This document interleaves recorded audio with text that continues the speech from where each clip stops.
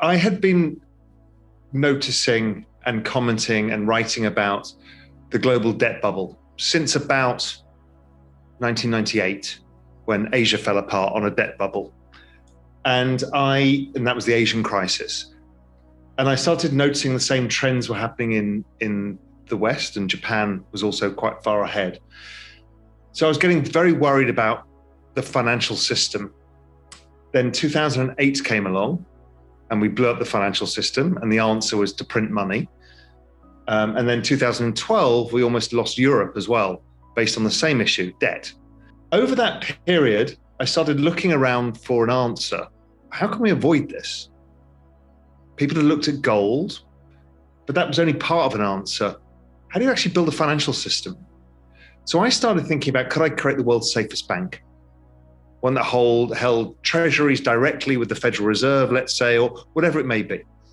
So I spent about a year on that journey. And during that journey, one of my friends came to me and said, have you looked at Bitcoin?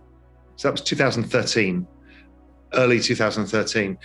So I very quickly understood, what its promise had, particularly blockchain and the scarcity value. And I probably wrote the first ever stock to flow paper from a macro perspective in 2013 about how I valued Bitcoin versus gold, for example, using stock to flow analysis.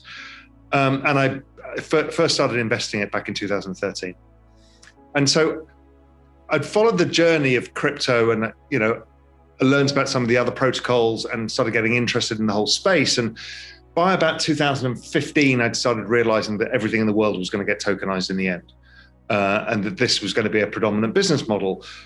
But the Bitcoin price after the bull run in 2017, was coming down. And so I got out during that bull run too early.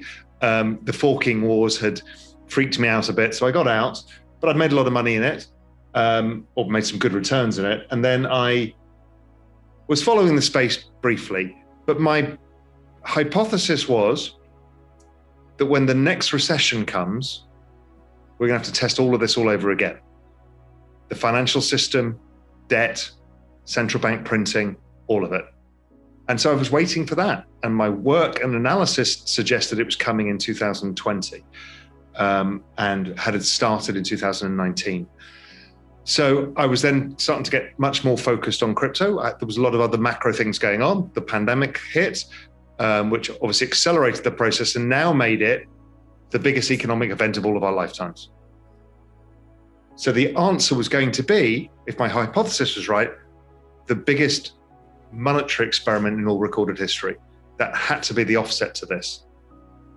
I was then looking at the chart of Bitcoin, and it was forming this perfect big triangle pattern, which is a nice consolidation pattern, usually that precedes a breakout. And it backed into the middle of this triangle in March 2020 as everybody panicked and all risk assets sold. And that was the time I said, this is the opportunity. Increased my Ethereum exposure by about October, thinking that Ethereum was actually going to massively outperform for a couple of years.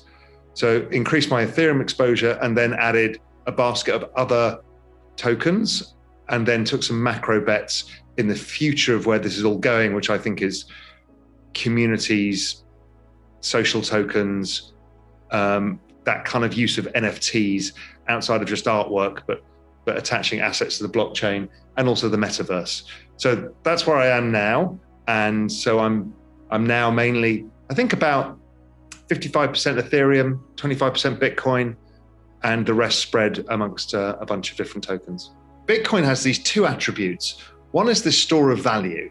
So it's like gold because it's a scarce asset, like artwork and other things, real estate. But it has this other thing, which is this call option on the future. What could it be? What could it be used for? What could this technology be used for? And that's really the network effect that is Bitcoin. And it's the same for the whole crypto space. So if it really was going to be a store of value and the central banks were printing an unprecedented amount of money, then like equity prices, real estate prices, gold prices, it should go up in value. But it should go up a lot more because it has this call option on a potential future financial system too. So that was really what I saw. And the chart started playing out exactly that way, where Bitcoin started outperforming every other asset on earth, and it became no point to own any other assets. Now, this year has been less that. Bitcoin has kind of kept pace with other assets, but in a weird way, it went up a lot first and then came down a lot. But over time, it's generally outperformed everything. And what about Ethereum? Why increase your exposure so much so that it even trumps Bitcoin?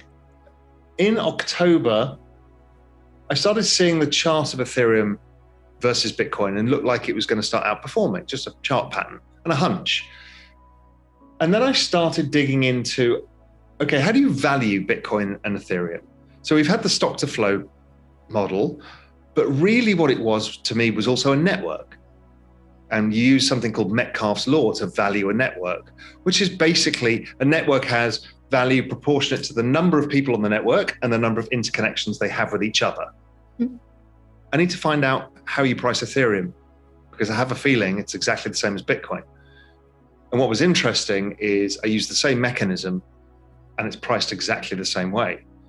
But what was more surprising is the adoption of Ethereum was much faster than that of Bitcoin at the same stage.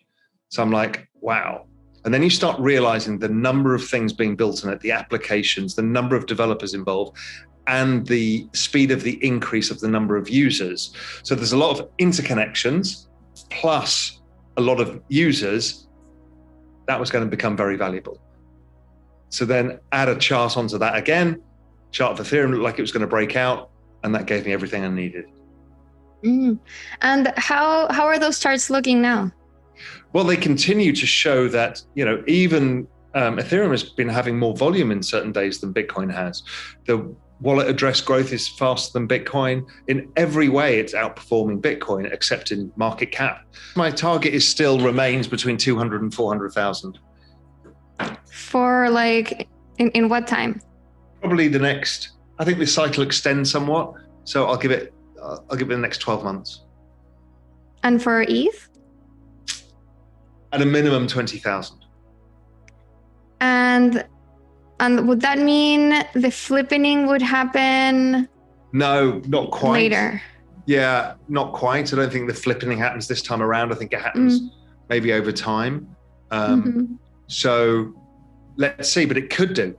Maybe the ETH 2.0 drives the flippening. Maybe it's a short-term boost. We have huge speculative blow-off, collapse. You know what crypto's like. It's not very predictable in short-term time horizons. So it kind of goes where it goes. But if you say to me in 5 years' time, does ETH have a larger market cap than Bitcoin?